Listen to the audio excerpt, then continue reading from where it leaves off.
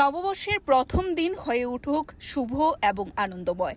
নববর্ষের প্রথম দিনটিকে যেন সমাজের সকল স্তরের মানুষ সুন্দরভাবে উপভোগ করতে পারে, সেই লক্ষ্যে আবারও হাত বাড়ালো সোনামুড়া নগর সামাজিক সংস্থা। সামাজিক সংস্থার উদ্যোগে নগর এলাকার প্রায় 100 জন অতি সাধারণ পরিবারের হাতে নববর্ষ উদযাপন করার লক্ষ্যে তুলে দেওয়া হলো মাছ। সামাজিক সংস্থার উদ্যোগে সম্পর্কে বলতে গিয়ে সংস্থার পৃষ্ঠপোষক তথা সোনামুড়া নগর পঞ্চায়েতের কমিশনার ঝুটন রায় বলেন, মানব সেবাই পরম ধর্ম।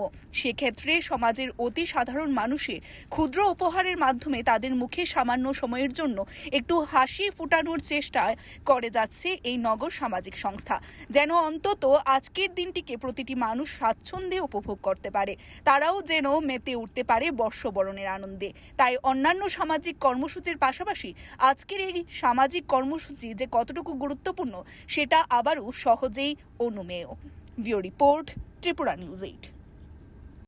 আসলে আমরা শুভ নববর্ষ উপলক্ষে আমাদের সোনামুড়া নগর সামাজিক সংস্থার পক্ষ থেকে বিভিন্ন সময় আমরা প্রত্যেক বছরই আমরা কিছু না কিছু গরিব অংশের মানুষকে আমরা কিছু সাহায্যের হাত বাড়িয়ে দেওয়ার চেষ্টা করি। এবারও আমরা নগর সামাজিক সংস্থার পক্ষ থেকে নগর এলাকার যে সমস্ত গরিব মানুষ আছে তাদেরকে আমরা কিছু মাছ আমরা ডিস্ট্রিবিউশন করছি। যারা নাকি মাছ কেনার ক্ষমতা নেই তাদেরকে আমরা সহযোগিতার হাত আমরা বাড়িয়ে দিয়েছি। অ্যাকচুয়ালি এই রমজান মাসে আমরা প্রত্যেক বছরই আমাদের মুসলিম ধর্মাবলম্বী যারা আছেন তাদের উদ্দেশ্যে আমরা ইফতার পার্টিও আমরা প্রত্যেক বছরই আমরা দিয়ে থাকি, এবারও করেছি।